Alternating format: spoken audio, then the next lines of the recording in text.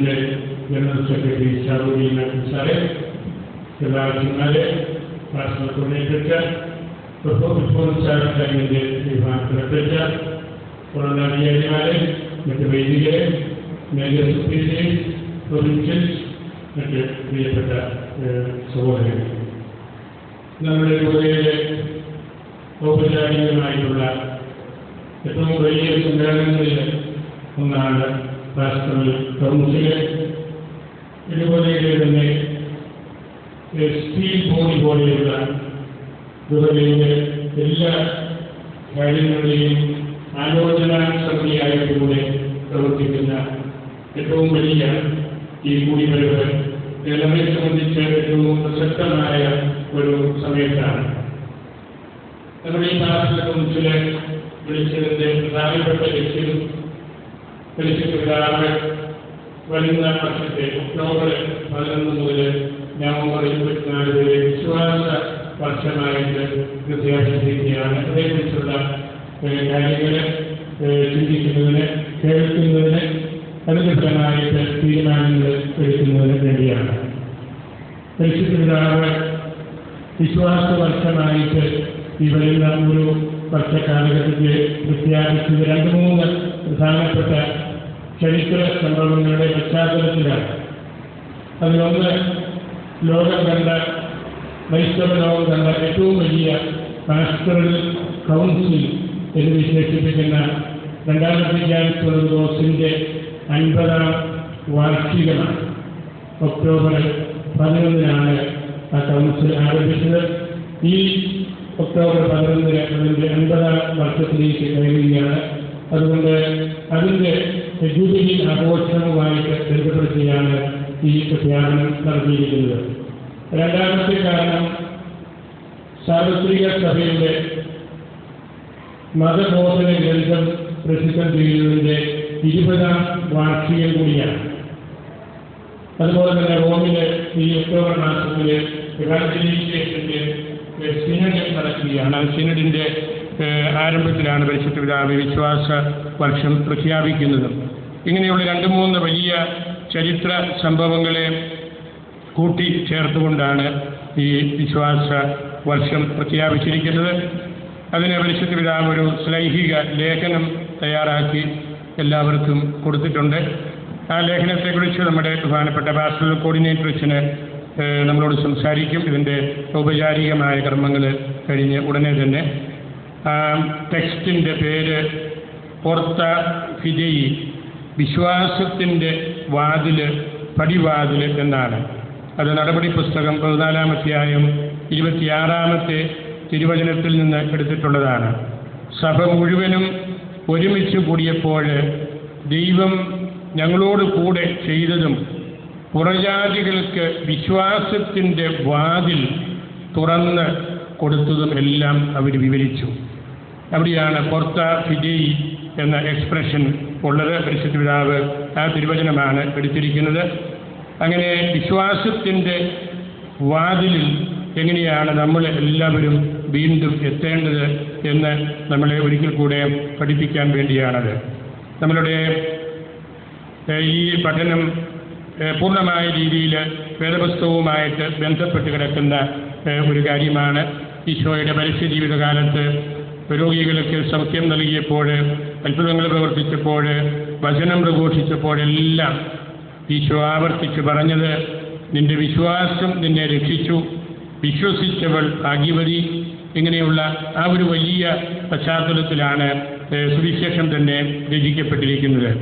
അതുപോലെ തന്നെ ശിഷ്യന്മാർ ഞങ്ങളുടെ വിശ്വാസക്കുറവിനെ പരിഹരിക്കണമേ, ക്ഷമിക്കണമേ എന്നെല്ലാം പറഞ്ഞ് കർത്താവിൻ്റെ പക്കൽ വരുന്നതും നമ്മൾ കാണുന്നുണ്ട്. ഇന്ന് മാർ അപ്രയം പുണ്യവാളൻ്റെ തിരുനാളാണെന്ന് നമുക്ക് എല്ലാവർക്കും അറിയാം.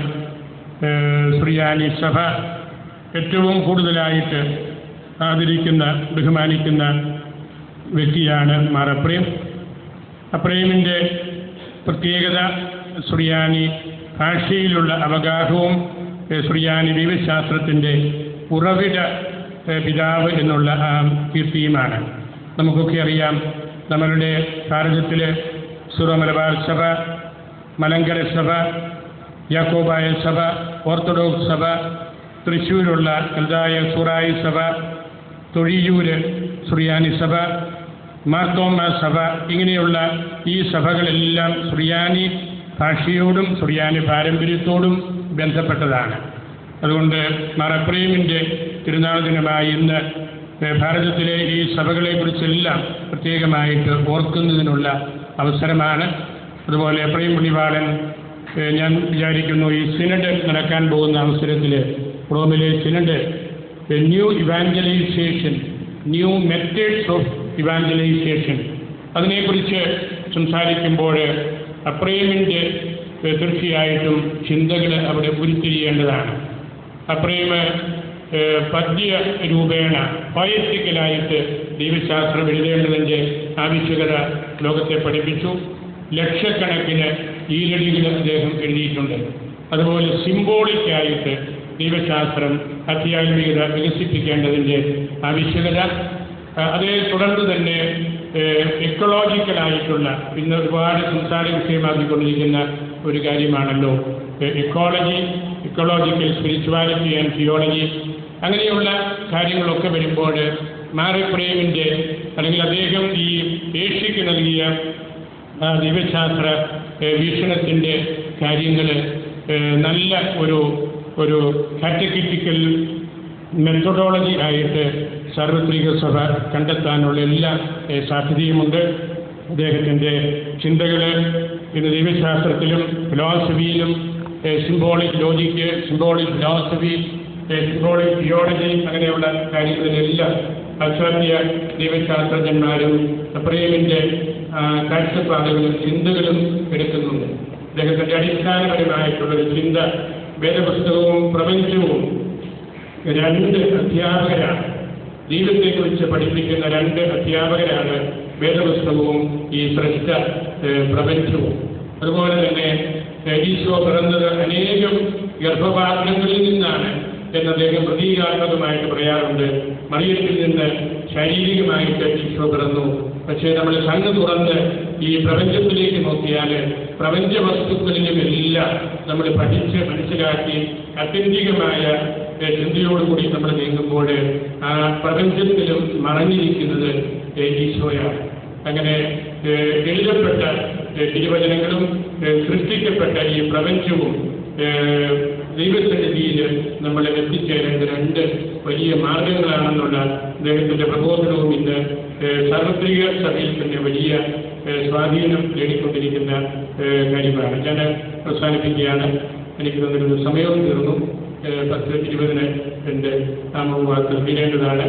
ഈ നമ്മളുടെ ഈ പാസ്റ്ററൽ കൗൺസില് നമ്മളുടെ രൂപതയിലെ വിശ്വാസം ആഴപ്പെടുത്തുന്നതിന്, അബദ്ധ പ്രബോധനങ്ങളുണ്ടെങ്കിൽ തിരുത്തുന്നതിന്, മറ്റ് വിശ്വാസ സംവിധാനങ്ങളിൽ നിൽക്കുന്ന ആർക്കെങ്കിലും ഈ സത്യവിശ്വാസത്തിലേക്ക് കടന്നു വരുവാൻ താല്പര്യമുണ്ടെങ്കിൽ അതിനുള്ള അവസരമൊരുക്കുന്നതിന്, അങ്ങനെയുള്ള കാര്യങ്ങൾക്കെല്ലാം വേണ്ടി കൂടുതൽ ചിന്തിക്കുന്നതിനും പഠിക്കുന്നതിനും വേണ്ടിയാണ്.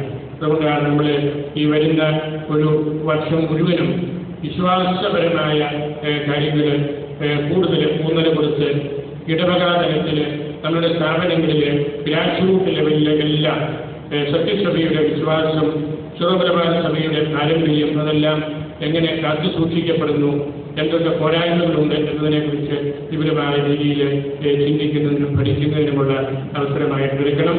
നമ്മുടെ ഈ സമ്മേളനം ഉദ്ഘാടനം ചെയ്യാനായിട്ട് എത്തിയിരിക്കുന്നത് നമുക്ക് എല്ലാവർക്കും പ്രിയങ്കരനായിരിക്കുന്ന കാഞ്ഞിരപ്പള്ളി രൂപതയുടെ അധ്യക്ഷൻ അഭിയന്യ മാത്യു അറയ്ക്കൽ പിതാവാണ്. അദ്ദേഹം രൂപത ശുശ്രൂഷയുടെ കൂടെ സിനഡിൻ്റെ തന്മായ കമ്മീഷൻ്റെ ചെയർമാൻ എന്ന നിലയിൽ ഏതാണ്ട് ലോകം മുഴുവനും അദ്ദേഹം സഞ്ചരിച്ച് തന്മായ നേതൃത്വം, സംഘടനാപരമായ രീതിയിൽ നേതൃത്വം നൽകിക്കൊണ്ടിരിക്കുന്ന ഒരു വ്യക്തിയാണ്. ഞാനൊരു ഫോറത്തിൽ അടയ്ക്കപ്പെട്ടതിനെ കുറിച്ച് പറഞ്ഞു. ജോൺ പോൾ രണ്ടാമൻ മാർപ്പാപ്പ കഴിഞ്ഞാൽ പിന്നീട് ഏറ്റവും കൂടുതൽ ലോകയാത്ര നടത്തിയിട്ടുള്ളത് അറയ്ക്കൽ പിതാവായിരിക്കും. നമ്മളുടെ സുറമലബാറിൽപ്പെട്ട ആളുകൾ എല്ലാ രാജ്യങ്ങളിലുമുണ്ട്.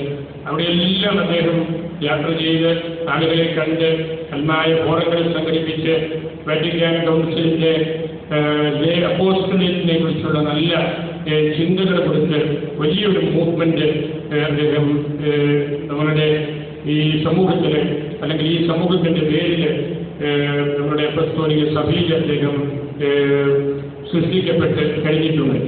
അതോടൊപ്പം തന്നെ ഗുണോപകാരപ്രദമായ ധാരാളം ചിന്തകൾ, അത് തീരുമാനങ്ങളെടുത്ത് മുമ്പോട്ട് പോകാനുള്ള പദ്ധതികൾ, അതെല്ലാം വിദ്യാഭ്യാസ മേഖലയിൽ, അതുപോലെ കാർഷിക രംഗത്ത്, സാധാരണക്കാരോടുള്ള ബന്ധങ്ങളിൽ, പാവപ്പെട്ടവരുടെ ഉന്നമനത്തിൽ, സാങ്കേതിക വിദ്യയിലും ഒക്കെ പിതാവിൻ്റെ വളരെ ആഴമായ പഠനവും ചിന്തകളുമൊക്കെ കാഞ്ഞിരപ്പള്ളി രൂപതയെ മാത്രമല്ല അയൽപക്കത്തുള്ള നമുക്കും നമ്മളെപ്പോലെയുള്ള മറ്റ് നമ്മളുടെ രൂപതകൾക്കുമെല്ലാം വലിയ പ്രചോദനം നൽകിക്കൊണ്ടിരിക്കുന്ന ഒരു വ്യക്തിയും കൂടിയാണ്. ഞാനതെല്ലാം സ്നേഹത്തോടെ ഓർക്കുന്നു. പിതാവ് നമ്മളുടെ രൂപതയുടെ ഏതു കാര്യത്തിലും എപ്പോൾ പറഞ്ഞാലും വരികയും സഹകരിക്കുകയും പ്രോത്സാഹിപ്പിക്കുകയും ഒരു ജ്യേഷ്ഠ സഹോദരനെ പോലെ തിരുത്തുകയും എല്ലാം ചെയ്യുന്ന വ്യക്തിയാണ്.